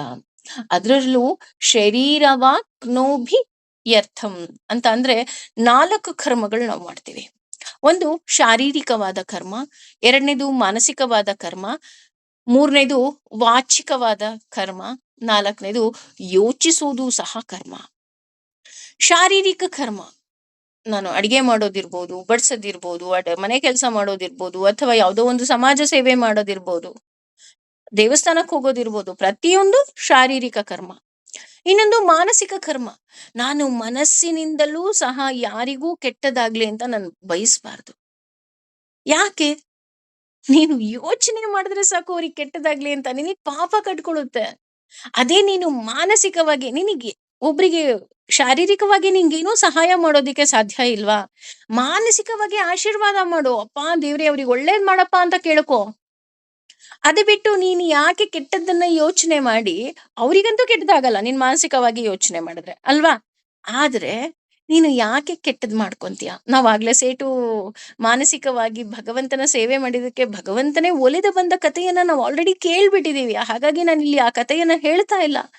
ಹಾಗಾಗಿ ಮಾನಸಿಕವಾಗಿ ಪ್ರತಿಯೊಬ್ಬರಿಗೂ ಒಳ್ಳೇದ್ ಮಾಡೋಣ. ಇನ್ನು ವಾಚಿಕ ಕರ್ಮ, ಅಪ್ಪ ಇದ್ರ ಬಗ್ಗೆ ಏನ್ ಹೇಳೋದಿಕ್ಕೆ ಸಾಧ್ಯ ಅಲ್ವಾ? ನಮ್ಮೆಲ್ಲರಿಗೂ ಗೊತ್ತು, ನಮ್ಮ ಮಾತಿನಿಂದ ಈ ಮಾತು ನೋಡಿ, ಮಾತು ಅನ್ನೋದಕ್ಕೇನೆ ಈ ನಾಲಿಗೆಯಲ್ಲೇ ಅಗ್ನಿದೇವ ಇದ್ದಾನೆ. ಅಗ್ನಿ ಅಂದ್ರೆ ಏನು? ನೀನು ದೀಪವಾಗ್ಬೇಕಾದ್ರೂ ಬೆಳಗಬಹುದು ಅಥವಾ ಸುಡ್ಲೂಬಹುದು. ಎರಡೂ ಚಾನ್ಸಸ್ ಇದೆ. ನಮ್ಮ ಮಾತಿನಿಂದ ಒಬ್ರು ಇಲ್ಲ ನಾನಿನ್ನು ಬದುಕಬಹುದು ಅನ್ನೋ ಒಂದು ಆತ್ಮಸ್ಥೈರ್ಯವನ್ನು ತಗೋಬಹುದು. ಅಪ್ಪ ಬೇಡಪ್ಪ ನಂಗೆ ಈ ಜೀವನನೇ, ಇದು ಯಾರಿದು ಹಿಂಗೆ ಬೈತಾರಲ್ಲ ಅಂತ ಸಾಯುವಂತಹ ಪರಿಸ್ಥಿತಿಗೂ ಹೋಗ್ಬೋದು. ನಾವ್ ಎಷ್ಟೋ ಉದಾಹರಣೆಗಳು ನೋಡ್ಕೊಳ್ತೀವಿ. ಆತ್ಮಹತ್ಯೆ ಮಾಡ್ಕೊಳ್ತಾರೆ. ಯಾಕೆ ಅಂತಂದ್ರೆ ಅವರ ಮಾತುಗಳನ್ನ ಕೇಳಕ್ಕಾಗದೆ. ನಾವು ಇನ್ನೊಬ್ಬರ ಬಾಳಿಗೆ ವಾಚಿಕವಾಗಿ ದೀಪವಾಗಿ ಬೇಕೇ ವಿನಃ ಖಂಡಿತವಾಗಿಯೂ ಬೆಂಕಿ ಆಗ್ಬಾರ್ದು. ನಮ್ಮ ಮಾತಿನಿಂದ ಯಾರಿಗೂ ನೋವಾಗ್ಬಾರ್ದು. ಇನ್ನು ಯೋಚಿಸೋದ್ರ ಬಗ್ಗೆ ಏನ್ ಹೇಳೋಣ? ನಾನು ಆಗ್ಲೇ ಹೇಳದ್ನಲ್ಲ, ನಮ್ಮ ಯೋಚನೆಗಳು ಸಹ ಒಳ್ಳೇದಾಗೆ ಇರ್ಬೇಕು. ಯಾಕೆ ಅಂತ ಅಂದ್ರೆ ಆಚಾರ್ಯ ಪ್ರಭೋ ಧರ್ಮೋ ಧರ್ಮಸ್ಯ ಪ್ರಭು ರಕ್ಷಿತಃ ಅಂತ ಹೇಳ್ತಾ ಹೋಗ್ತಾರೆ. ನಾವ್ ಏನು ಯೋಚನೆ ಮಾಡ್ತೀವಿ ತಲೆಯಲ್ಲಿ, ಅದೇ ಯೋಚನೆಯೇ ನಮ್ಮ ಕಾರ್ಯರೂಪಕ್ಕೆ ಬರೋದು. ಉದಾಹರಣೆ, ಕೈಯಲ್ಲಿ ಒಂದು ಕಪ್ ಇರುತ್ತೆ, ಅಲ್ಲಿ ಕಾಫಿ ಇತ್ತು ಅಂದ್ರೆ ಕಾಫಿನೇ ಚೆಲ್ಲೋದು, ಹಾಲಿದ್ರೆ ಹಾಲು ಚೆಲ್ಲುತ್ತೆ, ನೀರಿದ್ರೆ ನೀರ್ ಚೆಲ್ಲುತ್ತೆ. ಅದೇ ರೀತಿ ನಿನ್ನ ಯೋಚನೆ ಮಾನಸಿಕವಾಗಿ ಇರ್ಬೋದು ಅಥವಾ ತಲೆಯಿಂದ ನಾವು ಯೋಚನೆ ಮಾಡೋದು ಇರ್ಬೋದು, ಎಲ್ಲವುದೂ ಸಹ ನಮ್ಮ ಯೋಚನೆ ಪರಿಶುದ್ಧವಾಗಿ ಇರಬೇಕು. ಹಾಗಾಗಿ ಈ 4 ಯೋಚನೆಗಳಿಂದಲೂ ಸಹ ನಾವು 4ರಿಂದ ಶಾರೀರಿಕ, ಮಾನಸಿಕ, ವಾಚಿಕ ಮತ್ತು ಯೋಚಿಸೋದು, ಈ 4ರಿಂದ ನಾವು ಪಾಪ ಪುಣ್ಯವನ್ನ ಸಂಪಾದನೆ ಮಾಡ್ತೀವಂತೆ. ಸೊ ನಾನು ಅದನ್ನೇ ಹೇಳದ್ನಲ್ಲ, ನಾವು ನಮ್ಮನ್ನ ಹೆಂಗೆ ಅವನು ಕ್ಲೀನ್ ಮಾಡ್ತಿದ್ದಾನಪ್ಪ ಅಂತ ಅಂದ್ರೆ, ಈಗ ಬಟ್ಟೆ ಒಗೆದ ಮೇಲೆ ಕೆಲವರು ಏನ್ ಮಾಡ್ತಾರೆ ಅಂದ್ರೆ, ಈಗ ಬಿಡಿ ಮಿಷಿನಿಗೆ ಹಾಕ್ಬಿಡ್ತೀವಿ. ಬಟ್ ಸ್ಟಿಲ್ ಕೆಲವರು ಕೈಯಲ್ಲಿ ಬಟ್ಟೆ ಒಗೆದ ಮೇಲೆ ಬಟ್ಟೆ ಹಿಂಡ್ಬಿಟ್ಟು ಹಿಂಗೆ ಬಿಸಿಲಲ್ಲಿ ಒಣಗಿ ಹಾಕ್ದಾಗ ನೋಡ್ತಾರೆ, ಆ ಕರೆ ಪೂರ್ತಿ ಹೋಗಿದೀಯಾ ಅಂತ ಅಲ್ವಾ?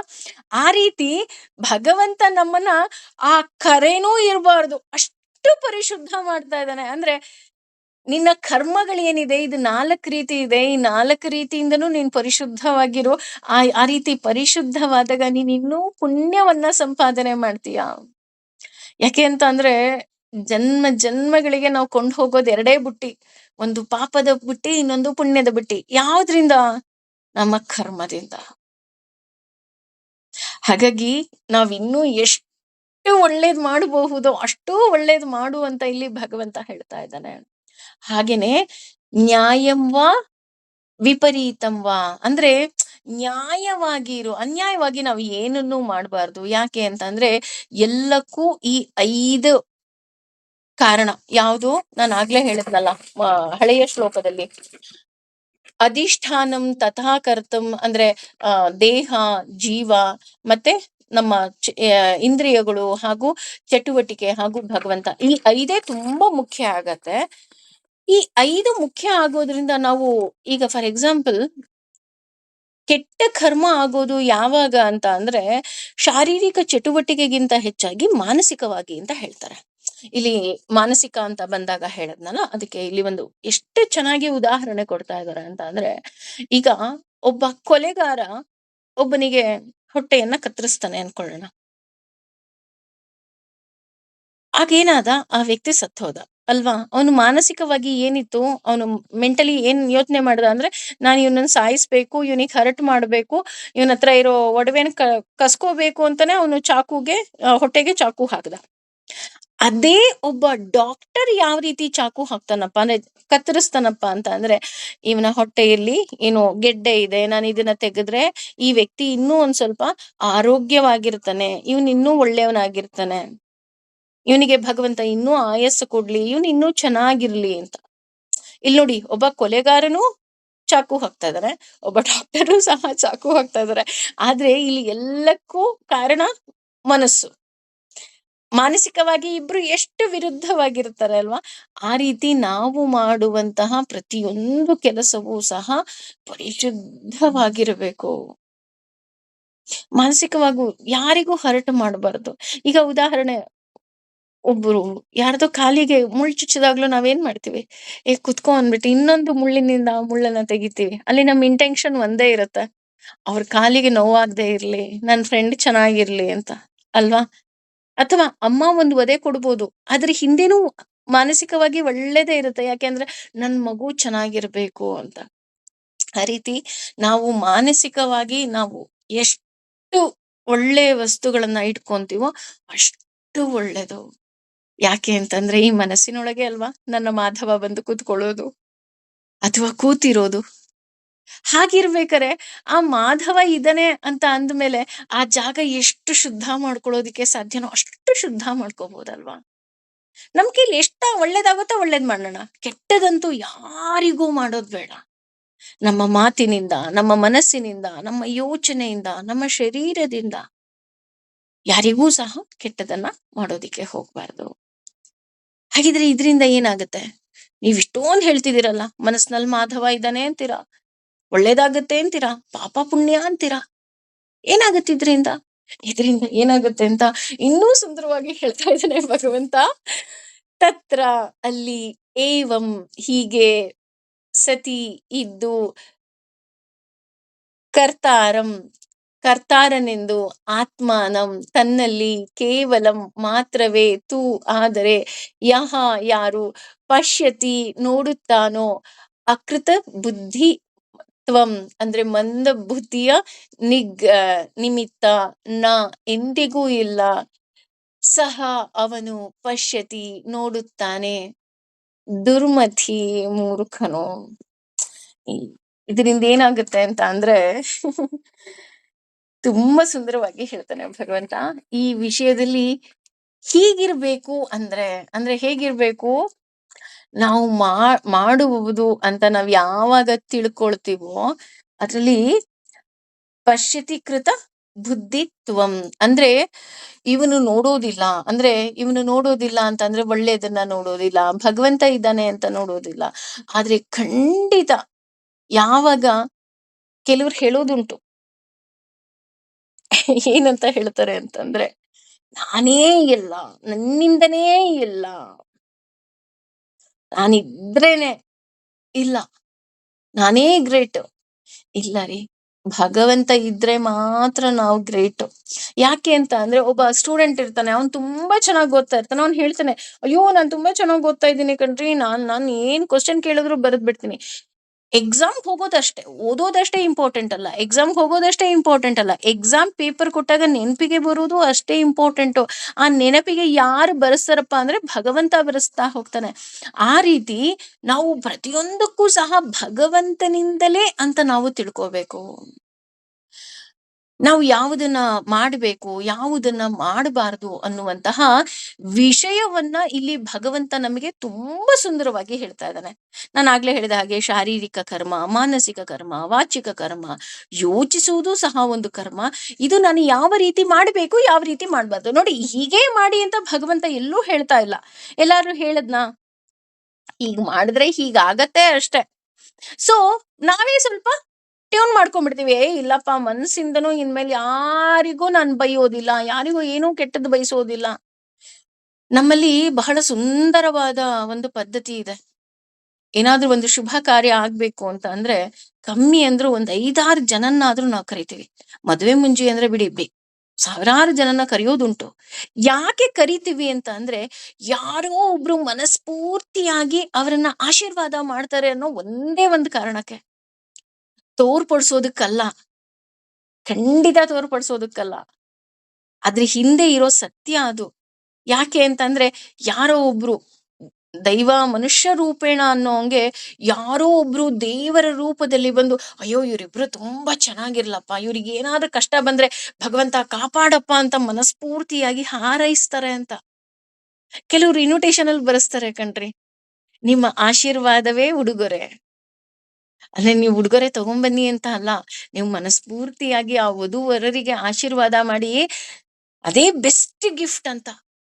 ನಾವು ಹೋಗಿ ಹೊಟ್ಟೆ ಕಿಚ್ಚು ಬರೆಸ್ಕೊಂಡು ಬರೋದ್ರ ಬದಲು ಅವ್ರಿಗೆ ಮನಸ್ಫೂರ್ತಿಯಾಗಿ ಭಗವಂತ ಇವ್ರನ್ನ ಕಾಪಾಡಪ್ಪ ಅಂತ ಹೇಳಿದಾಗ ಭಗವಂತ ಯಾವ್ದೋ ರೂಪದಲ್ಲಿ ಅವ್ರನ್ನ ಕಾಪಾಡ್ತಾನೆ. ಇದಕ್ಕೆ ತುಂಬಾ ಚೆನ್ನಾಗಿ ಹೇಳ್ಬೇಕು ಅಂತ ಅಂದ್ರೆ, ಮಹಾಭಾರತ ಯುದ್ಧ ನಡೀತಾ ಇರುತ್ತೆ. ಮಹಾಭಾರತ ಯುದ್ಧ ನಡಿಬೇಕಾದ್ರೆ ಒಂದು ದಿನ ಭೀಷ್ಮಾಚಾರ್ಯರು ಪ್ರತಿಜ್ಞೆ ಮಾಡ್ಬಿಡ್ತಾರೆ. ಅಂದ್ರೆ ದುರ್ಯೋಧನ ಬೈತಾನೆ, ನೀವು ಎಂತ ಯುದ್ಧ ಮಾಡ್ತಿದ್ದೀರಾ, ನಿಮ್ಗೆ ಅರ್ಜುನನ್ ಕಂಡ್ರೆ ತುಂಬಾ ಪ್ರೀತಿ, ನಿಮ್ಗೆ ಅವ್ರ ಕಂಡ್ರೆ ಇಷ್ಟ, ಹಾಗಾಗಿ ನೀವು ಯುದ್ಧ ಮಾಡ್ತಾ ಇಲ್ಲ, ನೀವು ಬರೀ ಇದು ಮಾಡ್ತಾ ಇದ್ದೀರಾ, ಹಾಗೆ ಹೀಗೆ ಅಂತ ಬೈದ್ ಬಿಡ್ತಾನೆ. ತಕ್ಷಣ ಅವ್ರಿಗೆ ಏನ್ ಅನ್ಸುತ್ತೋ ಏನೋ, ತುಂಬಾ ನೋವಾಗುತ್ತೆ. ನಾಳೆ ನಾನು ಪಾಂಡವರನ್ನ ಕೊಂದೇ ಬಿಡ್ತೀನಿ ಅಂತ ಹೇಳ್ಬಿಡ್ತಾರೆ. ಇದು ಕೃಷ್ಣನ್ ಕಿವಿಗೆ ಬೀಳುತ್ತೆ. ಕೃಷ್ಣನ್ ಕಿವಿಗೆ ಬಿದ್ದಾಗ ದ್ರೌಪದಿಯನ್ನ ಕರೀತಾರೆ, ಬಾ ಇಲ್ಲಿ ಅಂತ. ಏನು ಅಂತ ಕೇಳ್ತಾಳೆ. ಅಂದ್ರೆ ಅಣ್ಣ ಅಲ್ವಾ, ಅಣ್ಣ ಕರೆದಿದ್ದಾನೆ ಅಂದ್ರೆ ಏನೋ ಒಂದು ರೀಸನ್ ಇರುತ್ತೆ ಅನ್ಬಿಟ್ಟು ಏನು ಅಂತ ಕೇಳಿದಾಗ ಅವ್ರು ಹೇಳ್ತಾರ, ಅಂದ್ರೆ ಕೃಷ್ಣ ಹೇಳ್ತಾನೆ, ಹೋಗಿ ಭೀಷ್ಮಾಚಾರ್ಯರ ಕಾಲಿಗೆ ಬಿದ್ಬಿಟ್ಬಾ. ಇವಳಿಗೆ ಆಶ್ಚರ್ಯ, ಯುದ್ಧ ನಡೀತಾ ಇದೆ, ಭೀಷ್ಮಾಚಾರ್ಯರು ನಮ್ಮ ವಿರುದ್ಧವಾಗಿ ನಿಂತಿದ್ದಾರೆ, ಹೋಗಿ ಅದು ಈ ರಾತ್ರಿಯ ಸಮಯದಲ್ಲಿ ಹೋಗಿ ಅವ್ರಿಗೆ ಕಾಲಿಗೆ ಬೀಳು ಅಂತ ಹೇಳ್ತಿದ್ದಾನಲ್ಲ ಕೃಷ್ಣ, ಇವನಿಗೆ ಬುದ್ಧಿ ಇಲ್ವಾ ಅಂತ ಇವಳಿಗೆ ಅನ್ಸುತ್ತೆ. ಏನ್ ಮಾಡ್ತಾ ಇದೀಯಾ ನೀನು, ಏನು ಇಲ್ಲ, ನೀನ್ ಹೋಗಿ ಕಾಲಿಗೆ ಬಿದ್ಬಿಡ್ಬಾ ಅಷ್ಟೇ. ಆ ಅಣ್ಣನ ಮಾತು ಮೀರಕ್ಕಾಗೋದಿಲ್ಲ. ಜೊತೆಗೆ ಬರ್ತಾನೆ, ಆದ್ರೆ ಕುಟೀರದ ಒಳಗೆ ಬರೋದಿಲ್ಲ. ನೀನ್ ಹೋಗಿ ನಮಸ್ಕಾರ ಮಾಡ್ಬಿಟ್ ಬಾ ಅಂತ ಹೇಳ್ತಾನೆ. ಭೀಷ್ಮಾಚಾರ್ಯರಿಗೆ ಕಾಲಿಗೆ ದ್ರೌಪದಿ ನಮಸ್ಕಾರ ಮಾಡಿದ ತಕ್ಷಣ ಭೀಷ್ಮಾಚಾರ್ಯರು ಸೌಭಾಗ್ಯವತಿ ಭವ ಅಂತ ಆಶೀರ್ವಾದ ಮಾಡ್ಬಿಡ್ತಾರೆ.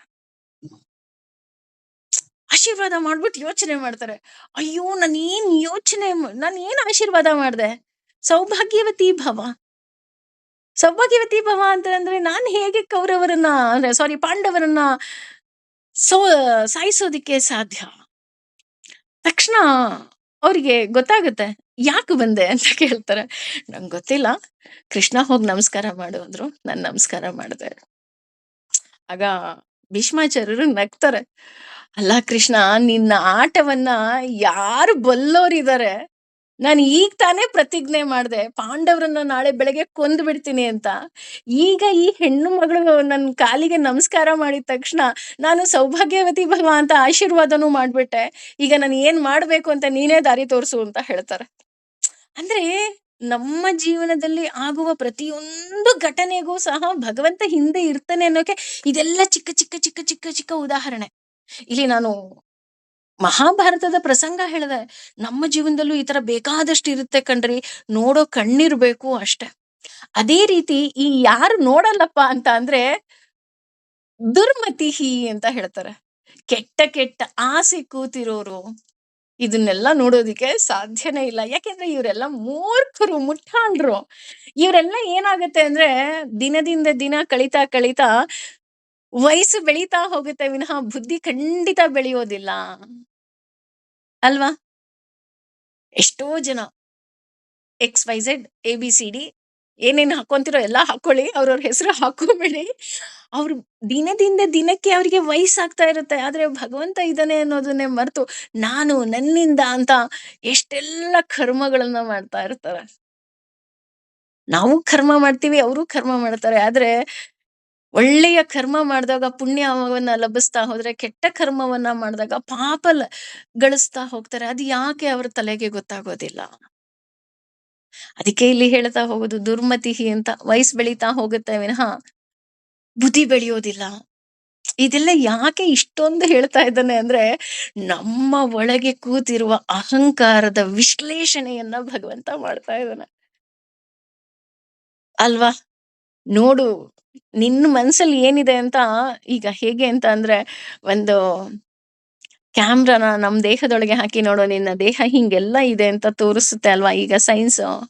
ಅದೇ ರೀತಿ ಭಗವಂತ ನಮ್ಮ ತಲೆ ಒಳಗೆ, ನಮ್ಮ ಮನಸ್ಸಿನ ಒಳಗೆ ಈ ರೀತಿಯ ಶ್ಲೋಕದ ಅರ್ಥದ ಮೂಲಕ ತೋರಿಸ್ತಾ ಇದ್ದಾನೆ. ನೋಡು, ಇನ್ನೂ ಎಷ್ಟು ಕಾಮ, ಕ್ರೋಧ, ಮೋಹ, ಲೋಭ, ಮದ, ಮಾತ್ಸರ್ಯ ಎಲ್ಲ ಇಟ್ಕೊಂಡಿದ್ಯಾ, ಅದನ್ನು ತೆಗ್ದು ಹಾಕ್ಬಿಡು.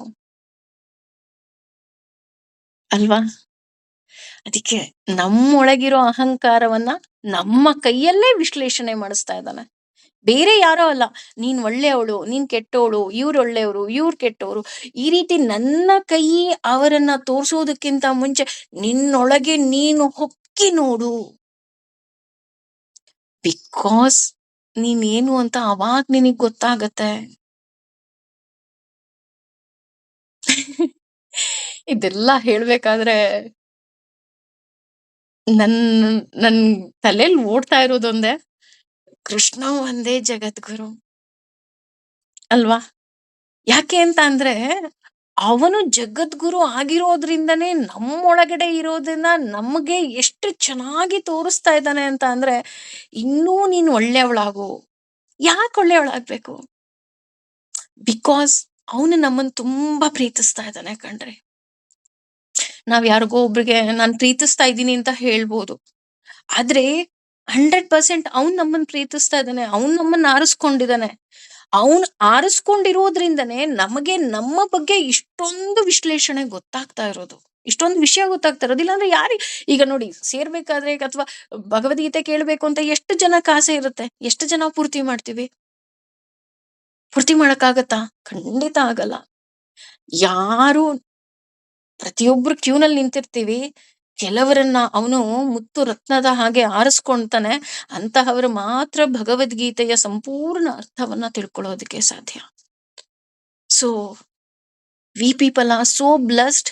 ಯಾಕೆ ಅಂತ ಅಂದ್ರೆ ಭಗವಂತ ಅವನ ದಯೆಯಿಂದ ನಮಗೆ ಇಷ್ಟೊಂದು ವಿಷಯವನ್ನ ತಿಳಿಸ್ತಾ ಇದ್ದಾನೆ. ಅಲ್ವಾ? ಸರ್ವಂ ಶ್ರೀ ಕೃಷ್ಣಾರ್ಪಣಮಸ್ತು. ಸರ್ವೇ ಜನ ಸುಖಿನೋ ಭವಂತು. ಸಮಸ್ತ ಸನ್ಮಂಗಳಾನಿ ಭವಂತು. ಇನ್ನು ಮುಂದೆ ಏನೆಲ್ಲ ಹೇಳ್ತಾನೆ ಅನ್ನೋ ಕ್ಯೂರಿಯಸ್ ನಿಜಕ್ಕೂ ನನಗೂ ಇದೆ. ಮುಂದಿನ ತರಗತಿಯಲ್ಲಿ ಖಂಡಿತ ನೋಡೋಣ. Thank you.